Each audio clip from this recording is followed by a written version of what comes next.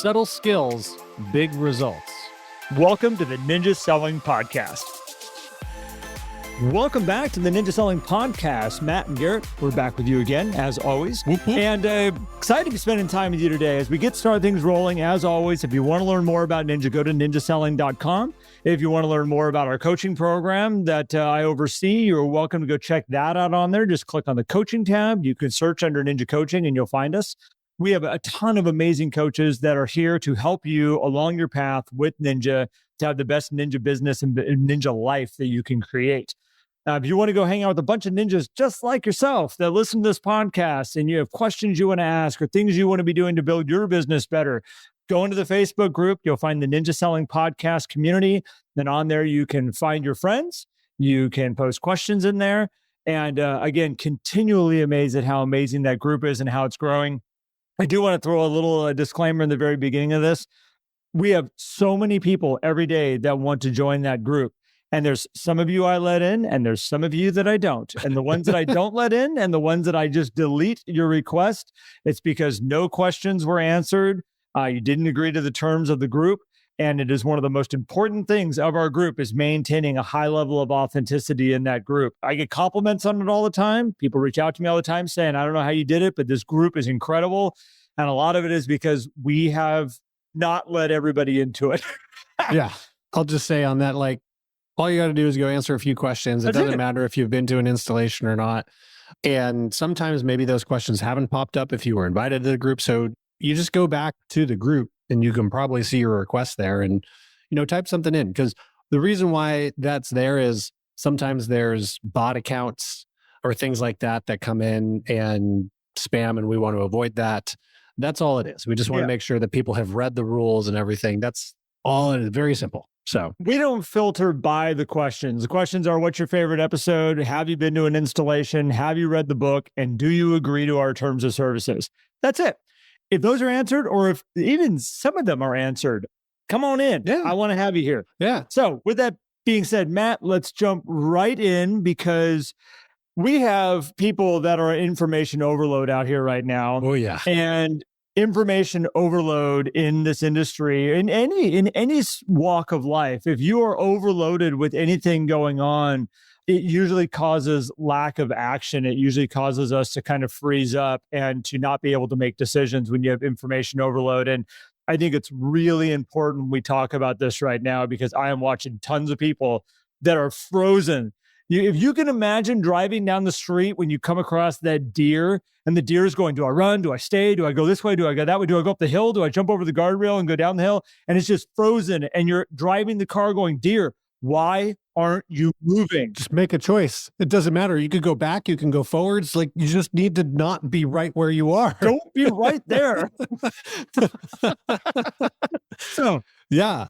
Man, I'm excited to chat about this because, obviously there's a lot of real estate headlines and things around the NAR proposed settlement and all that kind of stuff. But this topic actually came up for us way even before that. It's been on our list for a while because there's always just a lot of things that, you get bombarded with different marketing strategies. You get bombarded with different tools and services and different brokerages. That's the other thing that's kicked up a lot since this proposed settlement is the recruitment efforts on the part of brokers. And I've seen some great efforts and some efforts that make me cringe, to be honest, but they're all there. And there was I forget which book it was in where they talked about a study on choices, right? And if we have more than 3 or 4 choices, all of a sudden the brain doesn't equate them to numbers anymore. It just looks at lots. So it's like, well, I could choose choice 1, 2, 3, but if I have 4, it's just lots. There's just lots. Now I don't know what to do and I'm in paralysis. Like if I have to choose between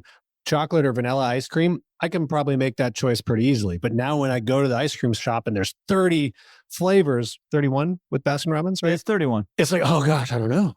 Because I don't want to miss out, right? Yeah. And we see this happen with buyers, right? That's why we have a buyer process that uses the funnel to narrow it down to a rolling top 3. Because if the buyers are saying, well, I have 10 houses to choose from, they get paralyzed. And this happens in our business. And certainly right now we're seeing it with agents. There's so much information, they're getting overloaded and then they just get stuck. If anybody's watching this video and you're watching the back of my head, I keep turning around because I'm looking at my bookshelf behind me because there's a book that all of a sudden, Matt, as you're talking, it's going like, look at me. And I'm turning around and I can't find it. So I don't know where it's yelling at me from, but it's somewhere in my office. And if I come across it, I will make note of it. I may make note of it in the notes because it literally is a book of like, picking a path and picking a direction. And you talked about when there's too many options involved, and you'll watch this in restaurants. A lot of really high-end restaurants, a lot of times, they're good in a handful of things, and they keep the menus fairly simple. You don't get these big, huge menus.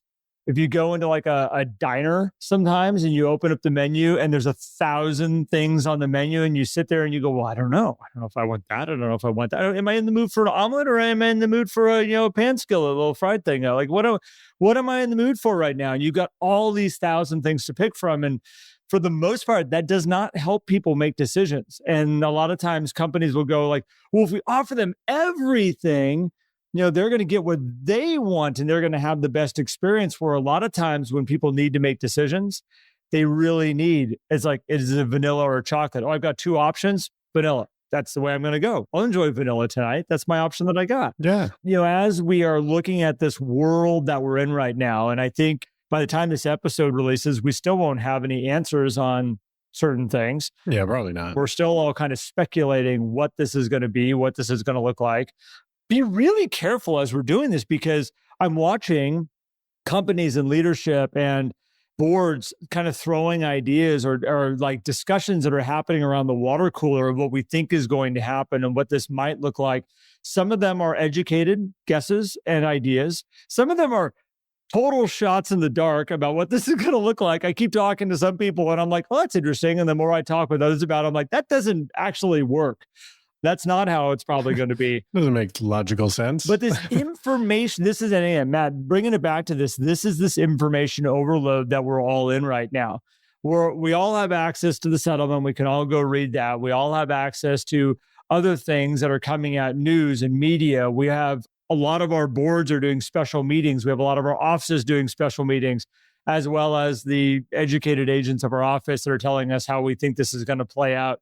And what happens is when we get that much information coming in, we freeze because we don't want to make a wrong decision. We don't want to mess something up. And and this is where, Matt, you and I started talking about this earlier, is like the best thing you can do is move forward in some way, shape, or form. Pick a path that you believe in and start moving forward in it. Right now, there is no wrong way right now. If you continue to do it just the way you've been doing it right now, for the most part, you got room here as they figure out what exactly this is going to look like. And you're probably going to have to make some changes and some directions to how you've been doing this for a while. But at least as of right now, don't freeze. There's people out here that need your help. Yeah. There's people out here that need guidance. If you're bringing value to the table and you're helping guide them, we need to move forward. And most of these agents that I'm saying, Matt, are freezing weren't doing really anything wrong. No. There's a lot of people out there that might have been doing things wrong in the industry that might have been the reason that this all exists. The ones that are freezing are the ones that were like really walking a great line of representing their people and bringing the highest level of value. Like they're not the ones that a lot of this is aimed at of going, you were doing something wrong. We get to coach the people that are like really here to represent the client at the highest level possible and to be there to support them. But they're the ones that are freezing. That's what I'm watching, potentially. Yeah. And I will say, like, all the discussion around the proposed settlement is kind of like this icing that's been wrapped around the cake of information overload, because like there's the other things that a lot of people have been frozen about, little things, right? Because and ultimately, this isn't about what's right or wrong esoterically or legally or things like that, because it's really about what agents are saying. They're like, well, what's right for my business, right? And looking at a marketing example, we see agents freeze all the time. It's like, well, should I do postcards or should I do email? Or should I send them to this neighborhood or should I send them to my sphere? Should I do just listed or should I do just sold? Or should I go right in the middle and hit the just under contract one? Because the just listed one is like, whoa, let's just make a decision and move forward with it. 2 months later, not one piece of information's gone out. Right. Like we've sold 3 properties and we haven't done anything about, sharing that information. It's like, well, I don't want to be seen like this. And like, I get it. We want things to be a certain way, but at some point we need to make a decision and move forward with it and then collect the information on the back end. It's like, well, let's go forward with the just listed postcards then. If that was a thought you had, why don't we move forward with that? Gather information over 6 months of doing it, and let's go back and analyze it at that point, because you'll get the signs from your marketplace and your sphere on whether or not things are, quote, working or not. And by working, I mean providing value. And how do you understand if you're providing value? Well, is there more business coming in, right?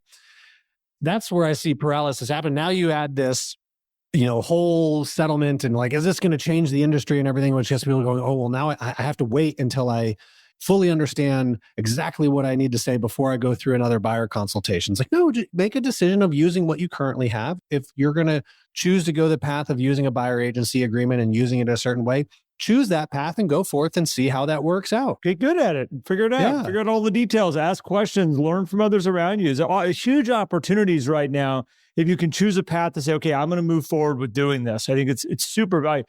You brought up mailings, Matt, and you can look at any system, by the way. So like, I have watched people totally freeze over writing handwritten cards.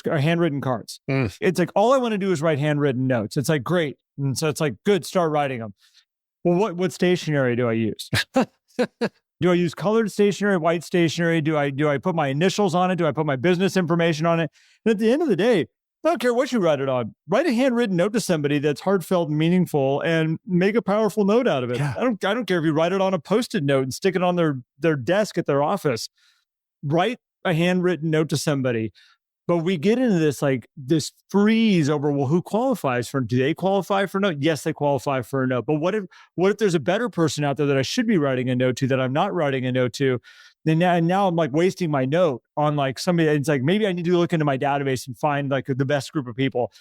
It's incredible the level of complexity that we can turn these systems into. Oh, so much. And I'm glad you brought up handwritten notes. There's actually, so yesterday, well, at the time of recording this, because every Tuesday I run this conversation on Actually Agents' Discord, which is a very popular real estate meme account. We always end with a challenge for the week, which we'll put a link in the show notes to that for you guys too, since I'm sure there's now going to be questions about it as I say that. And someone said, well, what about my handwriting? Because the challenge was to write notes. And someone's like, well, but my handwriting isn't that good. I was like, okay, so like write the note. It's about what you write. It's about what you say. It's about the feeling of actually going through the process. It's not about how good or bad your handwriting is. But those are those things that paralyze us. And then to say, well, if I just, because how many times, Garrett, have you been paralyzed with a decision? Because this happens to us all the time too, where you don't make a decision and then a year goes by and you're like, man, if I just decided to go one way or the other, I would have been so much further down the road than I am at this point 1 year later. Oh, 100%. Now, I do want to just talk really quickly about handwriting for a second. I have atrocious handwriting, but you know how I fix it? I take a big, deep breath and I slow down. And believe me, if I want to sit there and write a handwritten note and the whole time, Matt, say to myself, but my handwriting's horrible, look at my handwriting, look at how bad it is.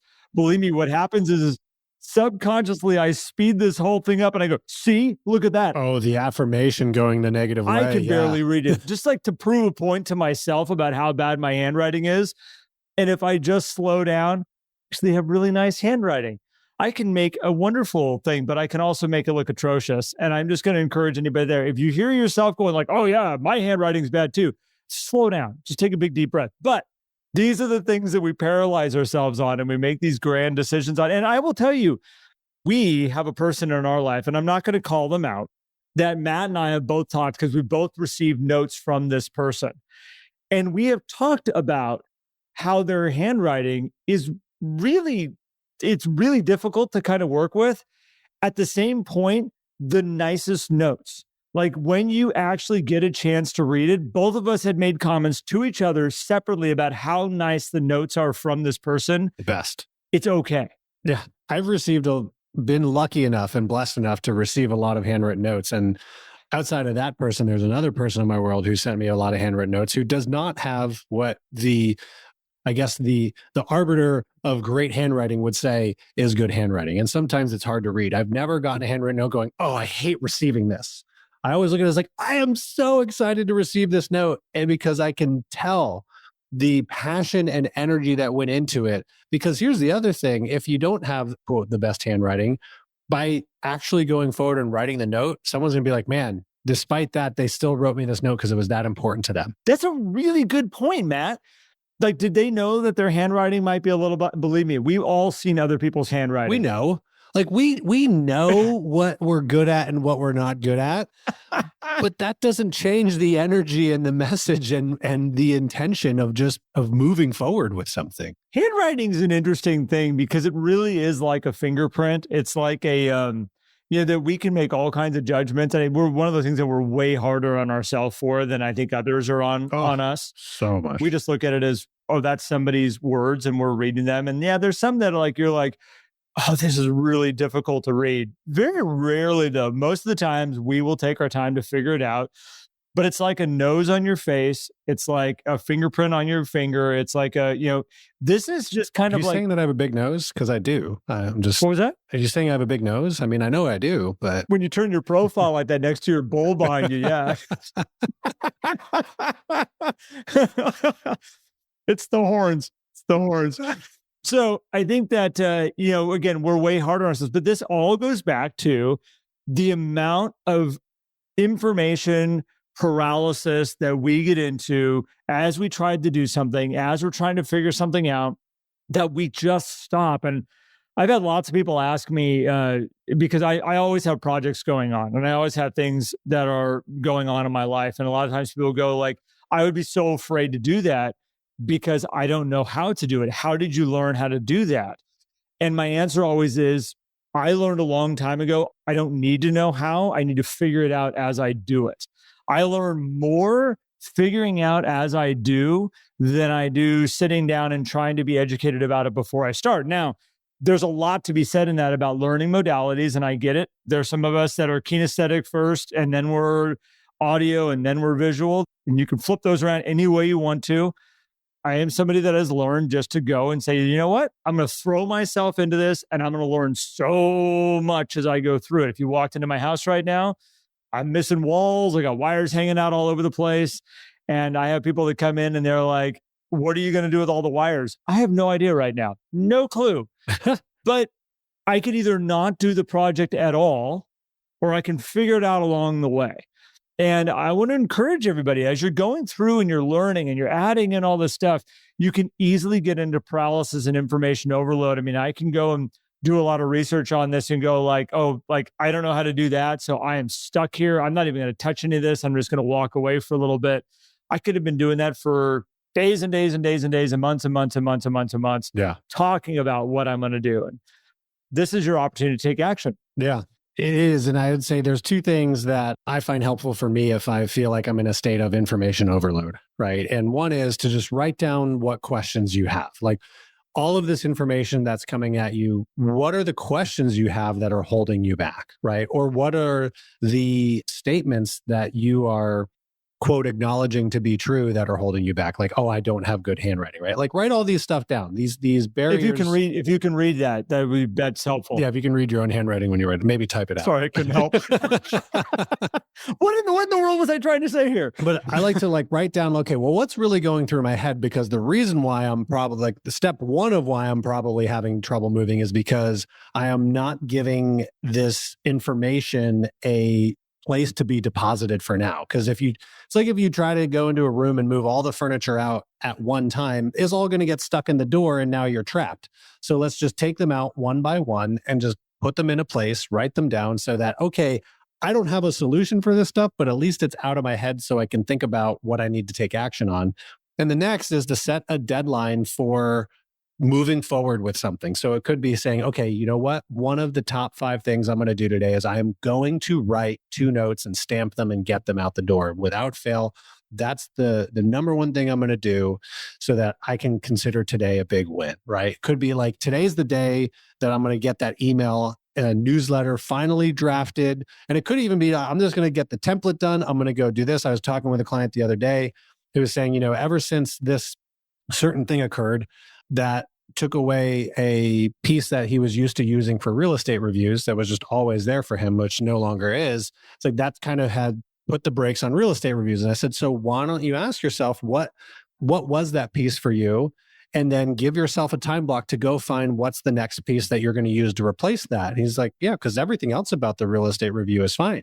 So if you take that time to get information out and then set deadlines and action items, specific action items for yourself, you'll all of a sudden start to move forward with these things and you'll start to feel really good about it. Those are the two things for me, Garrett, that just kind of help information overload just kind of sit over here while I can still move forward with certain things. So I want to add a little layer onto that because I love this idea of putting down all your thoughts and kind of collectively getting them down. I would title the top of it, the end all be all goal here is writing notes. And at the end of this, I would put, what is the worst case scenario that could come out of this situation is I don't write any handwritten notes. Like that's the end all be all. Like I don't write handwritten notes. Yeah. Well, somewhere in the middle of all this stuff that you've put down is a simple approach that you can be like, okay, well, I'm not willing to accept the worst case scenario because obviously this is the whole reason I'm sitting here and analyzing this. So if I know that that is the worst case scenario and we're trying to figure this out, well, let's look up the list here of like all the things that maybe I could take action on right now. And maybe it's like one thing. Maybe it is I could write one note today that would allow me to kind of get into the habit of doing this. Maybe it's one note this week that I'm going to write to my spouse to kind of just acknowledge to them how important they are in my life. Maybe it's to my kids. Maybe I want to write one a week. I got 3 kids, maybe one to one child, one to the next child the next week, and one to the next child the next week. And every 3 weeks, they get a little handwritten note from me that just says how important they are to me and how proud of them I am right now. What if all of a sudden I open that up to just say, okay, well, who else around me deserves a handwritten note and somebody that's done something nice for me in this last day? And all of a sudden you start opening up these doors and you just start getting better and better. And sometimes it's like, we just need to open up the funnel. And all of a sudden you're like, oh my gosh, I actually have hundreds of people around me that deserve handwritten notes that I could be. But start small and just start growing with this. Do this with lunches. Do this with real estate reviews. When you start to do a breakdown of real estate review and you're like, okay, so what is the goal? Up at the top, what are all the things that are on my mind that are stopping me? I'm overthinking right now about writing a real estate review and putting one together. Who I'm going to do it for? What's the information I'm going to put in? All these things that we're like, swirling and we're not taking any action. What's the worst case scenario? At the very bottom, no real estate reviews go out. That's the worst case scenario. Well, that's what we're doing right now. I like that. Having that kind of like, I'm thinking of a timeline. It's not really a timeline, but kind of the bookends, because if it's something that you want to do, the worst case is not doing it, right? Just like with marketing, it's like, well, should I do postcards or should I do email or should I do this? It's like, well, worst case is I do nothing. What you're doing right now. As Wayne Gretzky said, you miss 100% of the shots you don't take, right? I mean, to be cliche, but it's true. And this is where if we can just get that information out of our head and place it somewhere, it clears the path, right? It's almost like if you're to relate it to cars, because that's what we like to do here. Oh, thank you, Matt. I've been wondering when you're going to go back to cars. I know. It's like you're driving down the freeway and there's just all of this traffic in front of you, right? And all of that traffic is slowing you down and you can't see the exit ramps and stuff. And you're like, I'm just not really sure where I should go. So all of a sudden, all that traffic just moves to the right lane and the left lane. And now the middle lane is absolutely clear, right? And you're like, that traffic is still there. It's just no longer in my way. It's like having a great police escort to go right through. And so you can develop your own police escort by putting that information off to the sides and just kind of saying, hey, I'm going to decide on this. And then I'm going to go forward with that. And we'll see what it turns into. I just had this vision of getting off the Bay Bridge in San Francisco, heading into the city. And anybody who's driven that section of that freeway getting into the city, it's one of those like, how in the world did I end up off the freeway? Like, why am I downtown right now? Because I didn't mean to get off the freeway. It's like, this was the most confusing thing of all these lanes, all these directions, all these things that you could possibly do. But at the same point, and this is, I think it's important, is using this kind of analogy, you can't stop in the middle of the freeway. You can't throw the emergency brake and park the car and look around and go like, well, I could go that way. That would take me this way. The best thing you can do is keep moving with the flow of the energy that's kind of going. And you're going to fix it along the way, which I've done many times because all of a sudden I'm like, how in the world did I get downtown again? I did not want to be here. And you all of a sudden go, okay, where's my way to get back on the freeway? And you get rolling the direction you want to go, but you got to keep moving. Well, you bring up a good point here. is that a lot of times when we get this information overload, we start to look backwards to decisions we could have or should have made because there's all this information telling us that we did something wrong or we forgot something, right? And so there's two parts to this. I feel like if we're able to move the information on the side, one, we won't end up in the city when we didn't mean to be. But two, if we do, we just accept that that's where we are and get to make another decision and move forward. Because man, making decisions sets you so free of certain things, free of judgment of yourself about what happened in the past. Like, oh, I can't believe I got off the wrong exit. It's like, well, we did. And now we're going to make a choice to come back around and get back on because we can't replay that. Or I can waste even more time and I can file a complaint with the city planner about why they make the fast lane an exit. I'm going to go to the city hall right now instead of where I'm actually supposed to go. I'm going to change it. I'm going to spend the next 5 years of my life trying to change that exit because I'm tired of it. Or I can just learn and I can be better next time. And hey, that could be the decision you make too. Be like, this is now becoming my mission. It's like, awesome. If you have clarity and that's where your choice takes you, fantastic, right? I really hope somebody comments on this going like, yep, I've done that. I've taken that exit. Yep, I know exactly what you're talking about. There's no way to get over. The traffic's moving too fast and you are all of a sudden downtown. Yeah. Well, I know we took a couple different stabs at this approach, but I think it's great because there's a lot of different ways that we can move on from information overload. But the key component to all this is making a decision and then acting on that decision. And if you can do that, you're going to feel so much better. And if it turns out to be the quote wrong decision, which all likelihood, there's no real like major right or wrong kind of thing here. The worst thing you can do is freeze. Yeah, that is the worst thing you do. And if it's let's say it's a decision that's not as productive as you thought, awesome. We have another decision point then, and we learn and we grow. Ultimately, there's always going to be growth that comes out of making a decision and moving forward. So that's what I encourage people to do. I can't leave this topic for a second. I had this vision of this wide receiver that's caught the ball and just caught it and just stopped and stood there going, what way do I go? And it like takes a matter of a split second before they're taken off their feet and just cream to the ground. It's like you would have been better running in any direction. Yeah. Yeah. Well, it's that deer standing in the middle of the road. It's like, just go action somewhere. And when it doesn't, everybody loses. Everybody loses. All right. So, well, thanks, Garrett. This was fun to explore this. Thank you guys for tuning in and exploring this topic with us. If you carried it this far, hopefully you've gotten some tools to help you make decisions and go forward. And if you are feeling stuck and want other people to weigh in, we have an incredible community called the Podcast Community, which you can go over to Facebook, search for the Ninja Selling Podcast. You will find it there with somewhere between 15,000 and 16,000 people that you can bounce ideas off of, and also people that you can support as well. If you're not a part of that group and you feel like you're a great voice of reason and want to help some people, there's a lot of people with questions in there. And you can come in there and help provide some value as well, so we can build an incredible community, which it already is an incredible community, but also improve this entire industry together so that we can serve more people at a higher level. And that's kind of our goal with things like that. So, and yes, I want to add in that group real quick too, that all the coaches are group experts in that group too. So if you go in there and you ask questions, if you see somebody pop as a group expert, those are the instructors for Ninja Selling Installations are in there as experts. Larry Kendall's in there as an expert. And we also have all the coaches in there as group experts. So if you see that pop up, that is who is talking to you.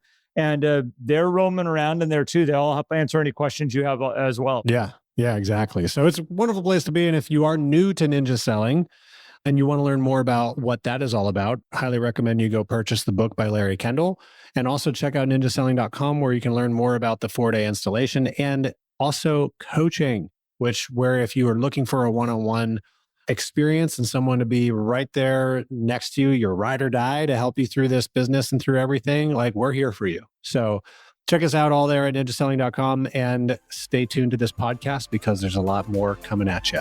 Thanks, everyone. If you enjoyed today's episode and would like more, visit us at theninjasellingpodcast.com. There you will also find links for more information about ninja selling and coaching. Have an incredible day.